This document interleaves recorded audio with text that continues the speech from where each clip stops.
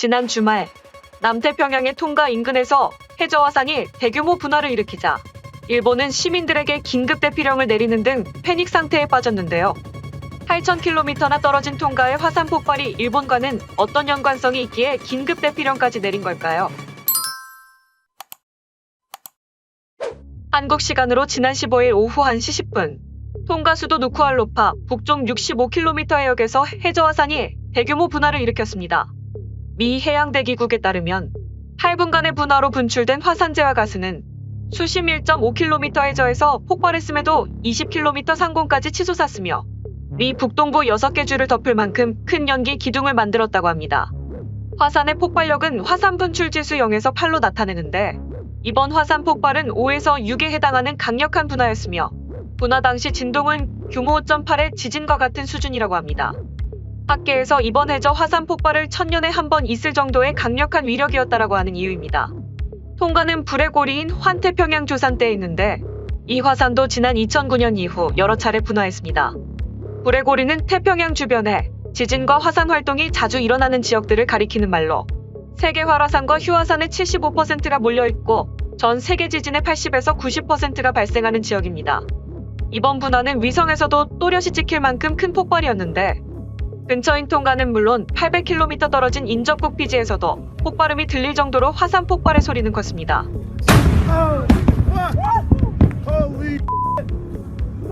이번 분화로 인해 2000km가량 떨어진 뉴질랜드는 물론 미국 서부의 캘리포니아, 칠레, 페루, 일본 등의 쓰나미 경보가 발령됐으며 통가 전체 인구의 약 80%인 8만 명이 피해를 봤을 것으로 추정되지만 정확한 피해 규모는 여전히 알려지지 않고 있습니다.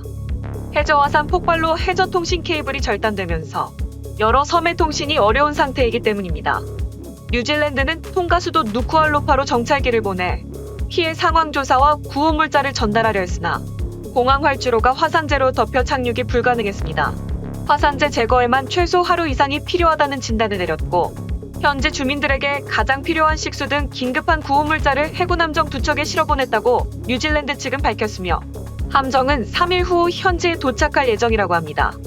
쓰나미로 인해 현재까지 페루 북부 나이람프 해변에서 높은 파도에 휩쓸려 2명이 사망, 통가에서 돌보고 있던 유기견을 구조하려다가 파도에 휩쓸려 사망한 영국 여성 1명을 포함해 최소 3명의 사망자와 여러 명의 부상자가 발생했다고 합니다. 이번 분화로 일본은 쓰나미 경보를 내려 7개 현 23만 명을 긴급 대피시키는 등 패닉에 빠졌는데요. 일본에서 쓰나미 경보가 발령된 것은 2016년 11월 후쿠시마현 앞바다에 규모 7.4의 지진이 발생했을 때 발령한 후 5년여 만입니다. 2011년 동일본 대지진으로 인한 쓰나미로 많은 물적 인적 피해를 겪었던 일본은 지진과 쓰나미에 대한 대응 체제를 고도화해왔으며 이런 문제에 민감할 수밖에 없는 상황이었지만 8,000km 떨어진 곳에서의 쓰나미 발생은 예측하지 못했습니다. 일본 기상청은 통상적으로 일본 열도에 영향을 미칠 지진이나 분화가 발생하면 관측 장비를 총동원해 수집한 데이터 분석을 통해 수분 이내의 쓰나미가 닥칠지 판단의 특보를 발령합니다.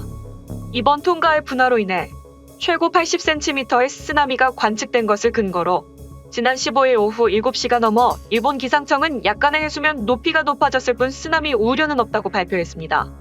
하지만 그 발표로부터 5시간여 후인 16일 밤 12시 15분에 가고시마현과 이와테현의 쓰나미 경보를 발령, 오가사와라 제도에 지치지마 섬에 90cm의 쓰나미가 관측된 오후 10시 52분보다 한참 후에 특보를 내놓았습니다.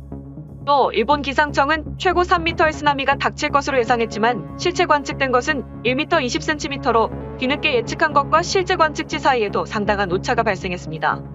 쓰나미 경보는 16일 오후에 모두 해제돼 일본은 가슴을 쓸어내렸지만 일본 기상청은 해수면 높이 변화가 당분간 이어질 수 있는 만큼 주의를 당부했습니다.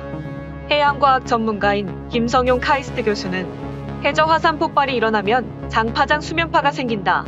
장파장은 모든 방향으로 이동하지만 그중 특히 연안으로 이동한다며 연안으로 접근할수록 속도는 감소하는데 전체 에너지는 보존되는 만큼 파도의 높이가 증가한다. 이 때문에 쓰나미가 덮치는 것이라고 설명했습니다. 화산 폭발과 지진 등의 충격파는 바다를 수평 이동하며 감소할 수 있지만 지진 해일 등의 규모가 워낙 크다면 멀리까지 강력한 에너지를 보냅니다. 이번 분화로 10,000km 떨어진 페루 북부 나이람프 해변에서 높은 파도에 휩쓸려 2명이 사망한 것이 그 예 중 하나인 것입니다. 더욱이 태평양에는 화산 폭발과 지진 등의 충격파를 상쇄할 수 있는 육지가 없습니다. 태평양으로부터 한반도를 감싸는 형태의 일본이 한국의 방파제라고 평가받는 것도 같은 이유에서입니다.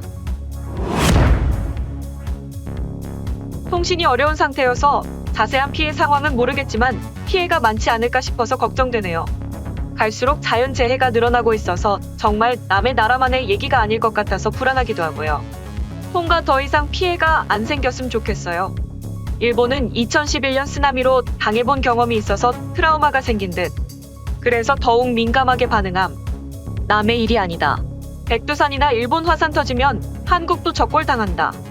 거리가 멀어서 우리랑 아무 상관없다고 생각하는데 하늘에서 보면 그냥 초인접한 곳이야. 우리나라는 일본이라는 거대한 방파제가 있어서 안전했어요. 이럴 때는 일본 본토가 거기에 있어서 고맙기만 하네요. 일본 침몰 주장하는 사람들이 이걸 꼭 봐줬으면 좋겠다. 일본 침몰하면 저 엄청난 크기의 방파제가 사라져. 저런 지진의 일이 곧장 우리한테 올 텐데 감당할 수 있겠냐. 일본에 사는 사람들이 죽든 살든 신경 안 쓰는데 일본 침몰은 절대 안 된다. 이번 화산 폭발은 21세기 들어 가장 강력한 화산 폭발로 분류될 가능성이 있을 정도로 강력했습니다. 이로 인해 통가는 현재까지도 정확한 피해 상황을 알 수 없을 정도인데요. 통가 정부와 국제단체들은 피해 조사와 복구, 보호에 주력하면서도 국제 지원이 이뤄지는 과정에서 코로나19 청정국인 통가에 코로나19가 유입될 위험성과 화산이 다시 분출할 가능성 등을 우려하고 있는 상황이라 복구와 지원이 쉽지 않아 안타깝기만 합니다. 부디 더 큰 피해는 없길 바라며 지금까지 중부일보 뉴스 이슈였습니다.